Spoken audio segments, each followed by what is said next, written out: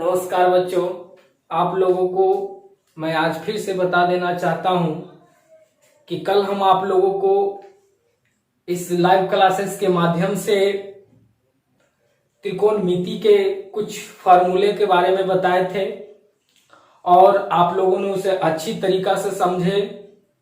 बहुत अच्छे तरीका से हमने उसको समझाकर आप लोगों को बताया और आप लोग उसको अध्ययन किए। अगर जिस बच्चे ने अभी तक नहीं उसको देख पाए उस वीडियो को, तो आप लोगों से मेरा अनुरोध है कि अपने जितने भी साथी सहयोगी हैं उनसे मेरा अनुरोध है कि इस चैनल का नाम हम आप लोगों को बता देना चाहते हैं। बड़ी अक्षर में आपको लिखना है RDX, उसके बाद स्पेस देना है और स्पेस देने के बाद लिखना है ZAKA, और ये सब जो है ये छोटी अक्षर में होना चाहिए, ये बड़ी अक्षर में और ये छोटी अक्षर में बच्चों। और इतना लिख करके आपको सर्च करना है और सर्च करने के बाद जो मेरा जो आएगा वो भगवान राम का एक लोगो आएगा, उस पर आपको क्लिक करके मेरा सारा वीडियो आप देख सकते हैं। तो आप लोगों से मेरा अनुरोध है कि आप लोग भी देखें और अपने जितने भी साथी सहयोगी हैं उनको भी यह बात बताएं कि हमारे सर के द्वारा एक चैनल जारी किया गया है जिस पर आप लोगों को YouTube के माध्यम से हम आप लोगों को जो इस लॉकडाउन की स्थिति में आप लोगों की शिक्षा व्यवस्था जो थोड़ा सा स्थिर हो गई है उसको हम आगे बढ़ाने के प्रयास में लगे हुए हैं और आप लोगों का साथ अगर रहे तो हम इसी तरीका से आगे बढ़ते रहेंगे। तो मैं आशा करता हूं कि आप लोग हमें जरूर सहयोग करेंगे और हम भी आपको सहयोग करेंगे। तो आप इस चैनल को एक बार जरूर सब्सक्राइब करें और सब्सक्राइब करने के बाद बेल का घंटी दबा दें ताकि जैसे ही हम कोई वीडियो आप लोगों को अपलोड करें तो आप लोगों को संकेत मिल जाएगा। तो आप लोगों को आज चलते हैं आगे, हम बताते हैं। कल हम आप लोगों को बता रहे थे कुछ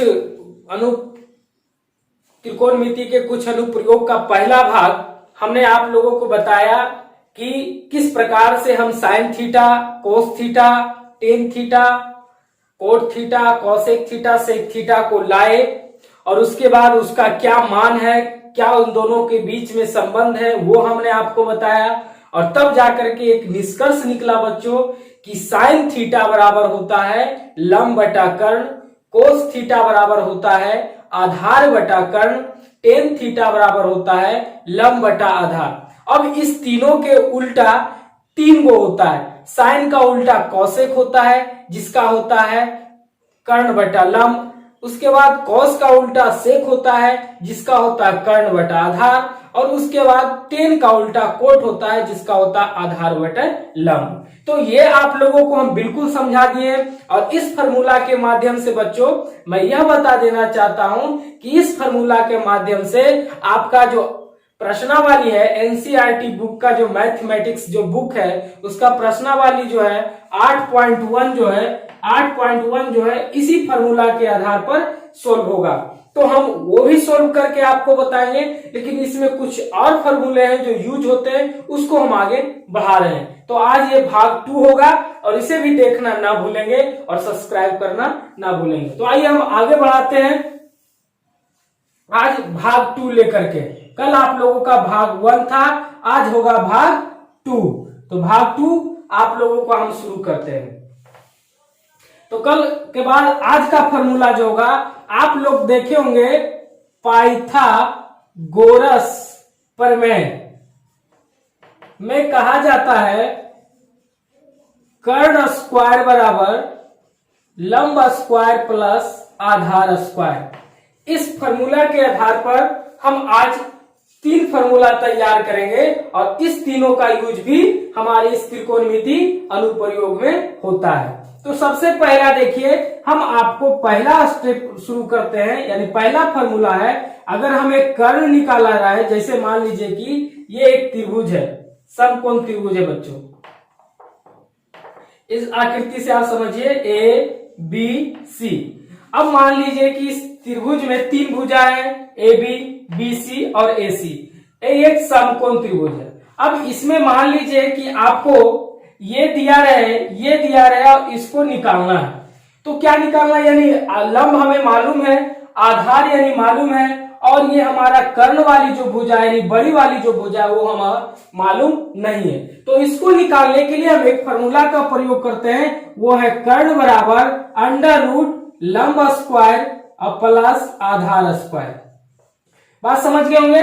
जब ये भुजा और ये भुजा हमें मालूम है और ये भुजा मालूम नहीं है बच्चों, तो इसको निकालने के लिए हमें इस फॉर्मूला का प्रयोग करना होगा, क्योंकि कर्ण बराबर अंडर रूट लंब स्क्वायर प्लस आधार स्क्वायर होता है। बच्चों हम यह आपको बता देना चाहते हैं कि इसी फॉर्मूला का पहला रूप हुआ, बस अंतर इतना है बच्चों कि यहाँ पर स्क्वायर है और यहाँ पर स्क्वायर नहीं है। तो आपको पता होगा कि स्क्वायर अगर यहाँ पर नहीं होता है तो इसके बदले में इधर रूट चढ़ाया जाता है। बिल्कुल सही, हम आप लोगों के लैंग्वेज में ही पढ़ा रहे हैं बच्चों। अब आजकल जितने भी यूट्यूब पर अगर वीडियो आप लोग देखते होंगे तो उनका अपना लैंग्वेज होता है, जिससे कि बहुत से कमजोर विद्यार्थी होते हैं वो नहीं समझ पाते हैं। लेकिन हमारा इस पर फोकस है कि जितने भी कमजोर से कमजोर विद्यार्थी भी अगर हैं, स्टूडेंट हैं, वो भी इस चैप्टर को आसानी से बना सकते हैं, ये मेरा दावा है। तो आप लोगों को बता रहे हैं कि इसको बताने में आपको कहीं भी दिक्कत नहीं होगा। ये आप लोग सिर्फ, मेरा एक ही रिक्वेस्ट है कि आप लोग ध्यान से देखें।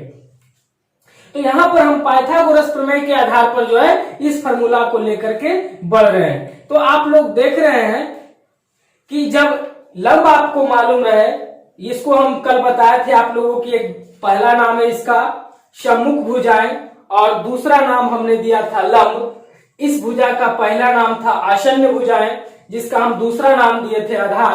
तो ये और ये अगर मालूम रहे और इसको निकालना है तो इसको निकालने के लिए इस फॉर्मूले का प्रयोग करेंगे। समझ गए। अब इसी बात को अगर हम यहां पर कर दे बच्चों कि अगर हमको ये मालूम है,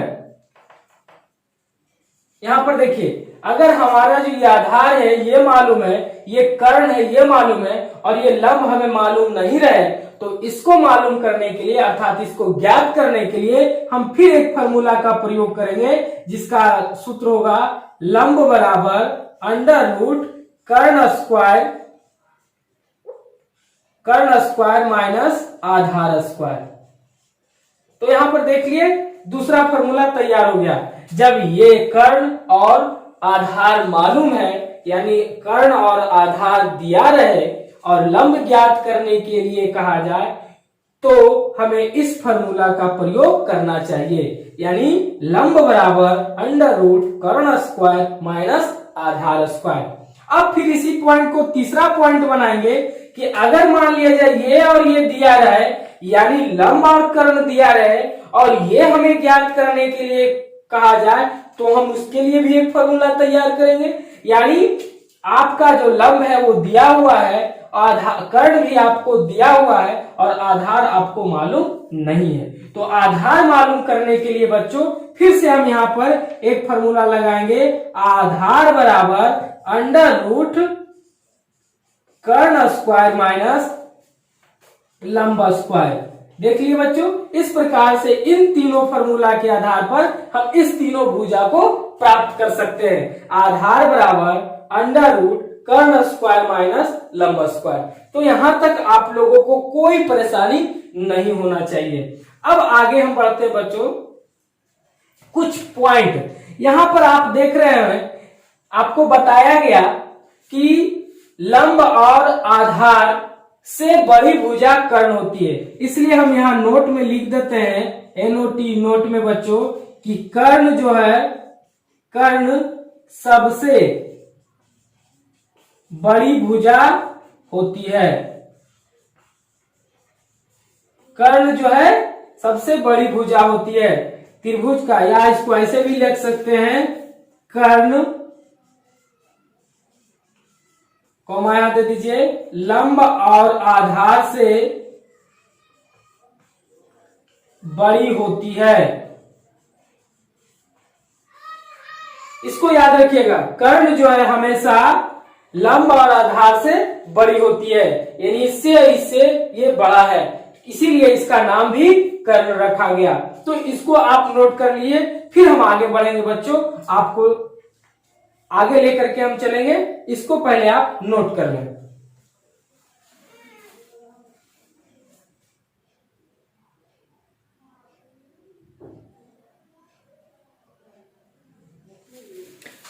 तो आप इसे नोट कर लिए होंगे। अब हम आगे बढ़ते हैं अगला क्वेश्चन को लेकर के। आगे हम बढ़ते हैं, इसको डिलीट करते हैं बच्चों।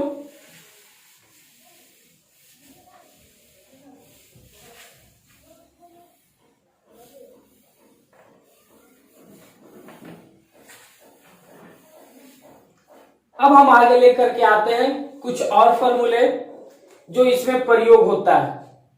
देखिए ध्यान से, हम आपको इस सबसे पहले फॉर्मूला इसलिए बच्चों दे देना चाहते हैं कि इस चैप्टर को जब हम शुरू करेंगे तो हमें बीच में फॉर्मूला बताने की जरूरत नहीं पड़ेगी।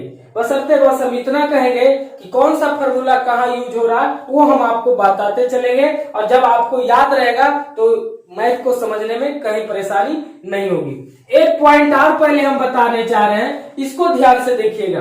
देखिए ये पॉइंट क्या है बच्चों, सबसे पहला पॉइंट अभी अभी हम नोट में दिए थे कि कर्ण जो होती है लंब और आधार से बड़ी होती है। ठीक उसी प्रकार अब दूसरा पॉइंट हम आपको बताने जा रहे हैं कि त्रिकोणमिति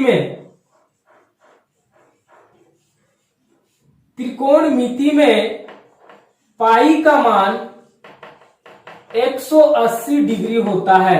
हम बीच बीच में आपको जो है ऐसा ऐसा पॉइंट नोट कराते रहेंगे बच्चों कि त्रिकोणमिति में पाई का मान 180 डिग्री होता है, यानी पाई इक्वल टू 180 डिग्री। आप लोग जैसा कि क्षेत्रमिति बनाते हैं तो उसमें पाई का मान 22/7 या उसमें उसको पॉइंट में हम उसको यूज करते हैं, लेकिन यहाँ त्रिकोणमिति में कभी कभी बच्चों आपको पूछ जाएगा इस प्रकार से sin π/2, तो इसका मतलब यह हो गया बच्चा कि sin 90 डिग्री, sin π/2 अर्थात sin 90 डिग्री। इसका मतलब ये हुआ। कैसे हुआ तो वो आप भी आपको दिखा देते हैं कि अगर यहाँ पर sin π/2 है तो इसका मतलब है कि sin 180 डिग्री बटा 2 है।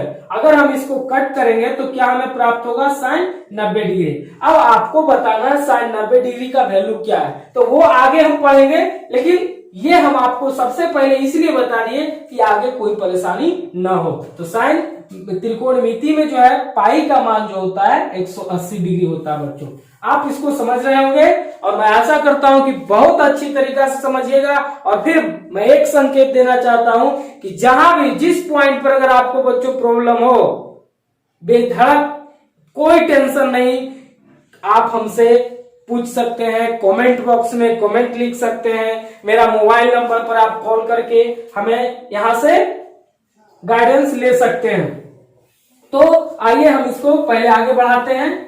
अब दूसरा पॉइंट जो हम बताने जा रहे हैं बच्चों, वो बहुत ही इंपॉर्टेंट पॉइंट है। इस पॉइंट को अगर याद नहीं रखिएगा तो कभी भी आप अपने साथ बनाते हुए मैथ में प्रॉब्लम आ सकता है। इसलिए इस पॉइंट को बहुत ज्यादा ध्यान में रखना है। देखिए कब, वो हम आपको एकदम पूरा शेयर करके बताएंगे। जब ऊपरी सिरा का कोण प्राप्त करने के लिए कहा जाए तो लंब आधार बन जाता है तथा आधार लंब बन जाता है। समझ रहे हैं बच्चों? जब ऊपरी सिरा का कोण प्राप्त करने के लिए कहा जाए तो लंब, ध्यान से देखिएगा, लंब आधार बन जाता है तथा आधार लंब बन जाता है। और ये जो है साइन कोस टेन के लिए, यानी इन तीनों के लिए ये काम होता है। साइन कोस टेन, इन तीनों के लिए जो है बच्चों, जब ऊपरी सिरा का ज्ञात करने के लिए कहा जाएगा तो लंब जो है आधार बन जाएगा और आधार जो है लंब बन जाएगा। लेकिन इस पॉइंट से आप नहीं समझ रहे होंगे, लेकिन आइए हम जब जैसे ही उदाहरण में जैसे आपको समझाएंगे तो आप परफेक्ट समझ जाइएगा। मान लीजिए ये त्रिभुज है, समकोण त्रिभुज, जिसका ये भुजा ए बी सी दिया हुआ, ठीक है, और ये 90 डिग्री का कोण है। अब यहां पर देखिए बच्चों, दो तरीका से हमें तो ये कोण मालूम है, ये कोण और ये कोण मालूम नहीं है, हमें इस कोण को और इस कोण को पूछा जाएगा क्योंकि ये कोण तो हमें ऑलरेडी पता है।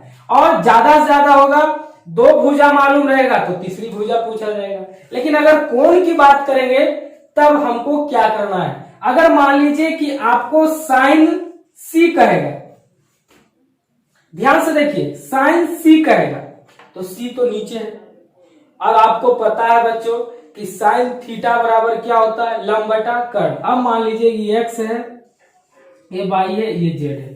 फिर से समझिए, ये समकोण त्रिभुज है, इसको हम बना दिए हैं, इसका ये भुजा लंब है, ये भुजा आधार, ये भुजा कर्ण है। लंब आपको मालूम है एक्स, आधार आपको मालूम है वाई और कर्ण आपको मालूम है जेड। ये कोण और ये कोण आपको निकालने के लिए कहेगा तो सबसे पहले आपसे पूछेगा कि साइन सी बताइए। साइन सी का आपको मान बताना है तो आपको पता है कि साइन थीटा बराबर हम एक फॉर्मूला लिखाए थे, लंब बटा कर्ण, है ना, बताए थे लंब बटा कर्ण। तो साइन सी, सी जो है नीचे है बच्चों, तो इसके लिए कोई बदलाव नहीं होगा। लंब आपका एक्स है तो यहां हो जाएगा एक्स और कर्ण आपका जेड है तो यहां हो जाएगा जेड, यानी एक्स बटा जेड आपका ये प्रूव हो गया। लेकिन जैसे ही अगर यहां पर कहेगा साइन ए, ध्यान से देखिए यही यहां पर पॉइंट आपको पकड़ना है। अगर साइन ए ज्ञात करने के लिए कहा जाएगा जो कि ये आपका ऊपर है, यानी ऊपरी सिरा को ज्ञात करना है, ऊपरी कोण को ज्ञात करना है, ऊपरी एंगल को ज्ञात करना है। तो जब ऊपरी एंगल को ज्ञात करने के लिए कहा जाएगा तो क्या कहा जा रहा है, यहां पर पॉइंट पर पढ़िए कि जब ऊपरी सिरा का कोण प्राप्त करने के लिए कहा जाए तो लंब आधार बन जाता है और आधार लंब बन जाता है, यानी ये जो है इसके लिए क्या है, आधार है बच्चों, और ये जो है इसके लिए लंब है। उल्टा हो जाएगा, सब दोनों आपस में उलट जाएंगे, जो आधार है वो लंब बन जाएंगे, जो लंब है वो आधार बन जाएंगे। अगर अपने भाषा में बोले तो जो बाप है वो बेटा बन जाएगा, जो बेटा है वो बाप बन जाएगा, नहीं जो पुत्र है वो पिता बन जाएगा, जो पिता है वो पुत्र बन जाएगा। कब, जब ऊपरी सिरा ज्ञात करने के लिए कहा जाएगा तब। तो बिल्कुल यहां पर दिख रहा है। अब यहां पर वही फॉर्मूला नहीं चेंज होता, फॉर्मूला वही रहेगा, जैसे साइन सी लंब बटा कर्ण वैसे साइन ए भी होगा, यानी साइन थीटा भी होगा लंब बटा कर्ण। अब यहां पर आपको जो है बच्चों लंब बटा कर्ण है तो यहां पर आपको देख रहे हैं, एक मिनट,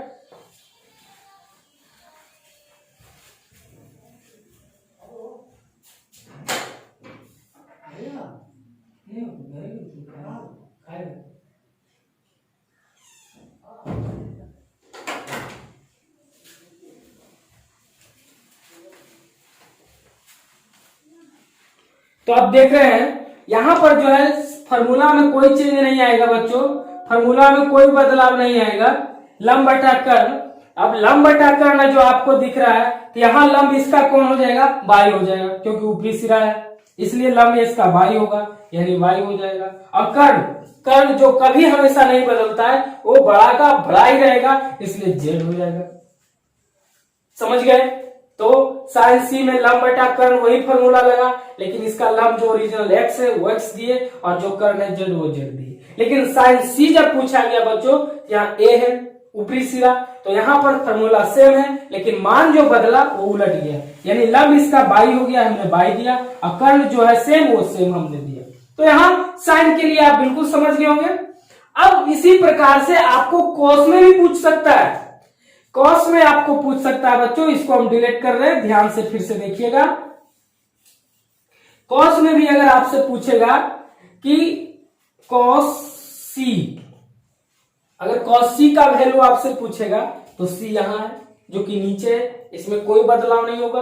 तो कॉस सी का जो वैल्यू होगा, आप जानते हैं कॉस थीटा बराबर फॉर्मूला बताए थे आपको, आधार बटा कर्ण बताया गया था कल के वीडियो में। तो आपको बता रहे हैं कि आधार बटा कर्ण, तो इसमें कोई चेंजिंग नहीं होगा क्योंकि सी और सी मेरा नीचे वाला है, यानी निचली सिरा है, तो इसमें आधार आपका बाई होगा और कर्ण आपका जेड होगा, यानी आपका जो है बाई बटा जो है क्या होगा, जेड होगा बच्चों। समझ रहे हैं?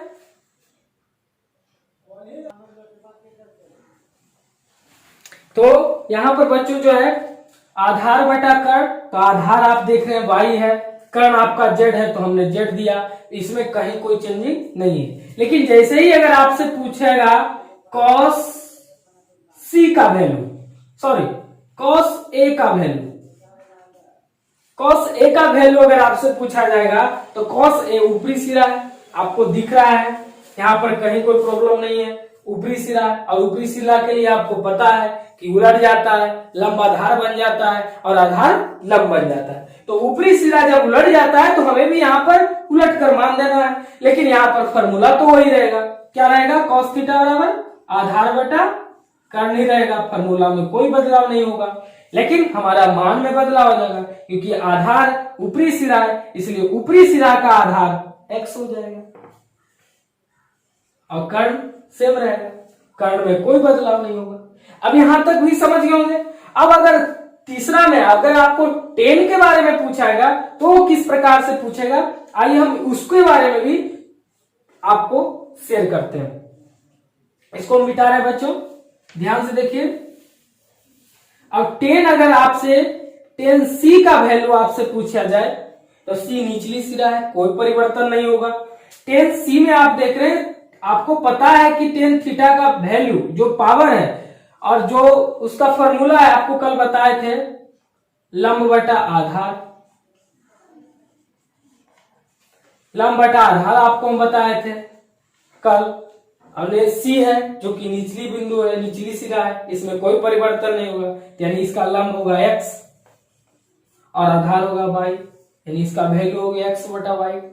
लेकिन अगर इसी में अगर टेन आपसे a पूछा जाए, a तो ऊपरी सिरा है, आपको पता है कि ऊपरी सिरा में हमारा बदल जाता है, फॉर्मूला नहीं बदलेगा, फॉर्मूला जस्ट वही रहेगा, लंब बटा आधार, लेकिन लंब इसका कौन हो जाएगा y और आधार इसका कौन हो जाएगा x।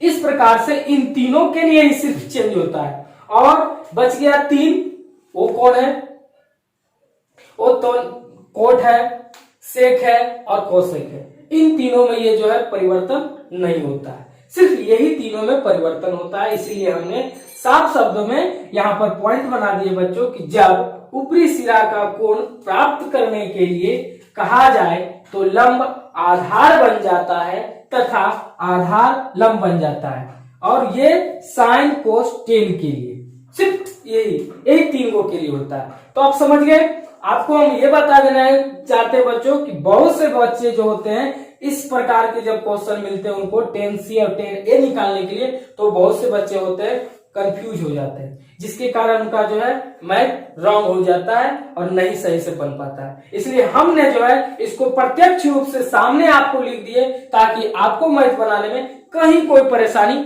नहीं होगा। आप जैसा कि यहाँ पर देख लिए, कोई परेशानी होने की संभावना नहीं है बच्चों। अब हमारा जो है यहाँ से पार्ट जो है 8.1 शुरू हो सकता है। अब यहाँ से हम अपने पार्ट को यहाँ से स्टार्ट करेंगे तो आप बिल्कुल अच्छी तरीका से बना सकते हैं। अब हम आपको यह बताना चाहते हैं कि आप अपने अपने किताब को निकाल लेंगे, और अपने किताब को निकालने के बाद 8वां अध्याय त्रिकोणमिति का कुछ अनुप्रयोग 8वां अध्याय है, उसका हम उदाहरण सहित अध्याय का जितने भी प्रॉब्लम है सबको सॉल्यूशन बताते हुए, एक मैथ का सॉल्यूशन बताते हुए आपका सारा मैथ को हम सॉल्व करेंगे। तो इसको पहले आप नोट कर लीजिए, उसके बाद हम आगे बढ़ाएंगे। इसको नोट कर ले बच्चों एकदम प्रेम से पूर्वक, और इस सब कॉपी में इसको अच्छा से रख ले।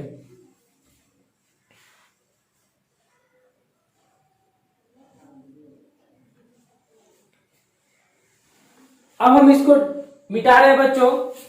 अब यहां पर आपको हम कुछ बताने जा रहे हैं, उसको ध्यान से देखिएगा। अब आपका जो है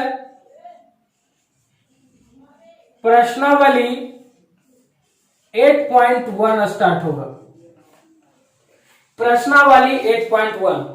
तो हम आप लोगों से एक निवेदन करते हैं कि ये चैप्टर जो है कल स्टार्ट होगा। कल के वीडियो में आपको बताया जाएगा इस चैप्टर के बारे में, और इस चैप्टर का उदाहरण 1 से स्टार्ट करेंगे और आप लोगों से बस एक ही विनती है कि आप लोग किताब लेकर बैठेंगे, बुक अपने सामने रख लेंगे और हम क्वेश्चन वाइज नंबरिंग आपको बताते जाएंगे और आप लोग जो है इसको अध्ययन करते जाएंगे। और जहां भी प्रॉब्लम होगा हमसे एक बार जरूर कमेंट करेंगे, शेयर करेंगे और हमसे गाइड लेंगे। तो आज का वीडियो मैं यही समाप्त करता हूं, क्योंकि वीडियो लंबा हो जाएगा तो परेशानी होगा आपको भी हमको भी। इसलिए ये जो है आपका जो है नेक्स्ट डे यानी दिनांक 4/5/2020 को स्टार्ट करेंगे।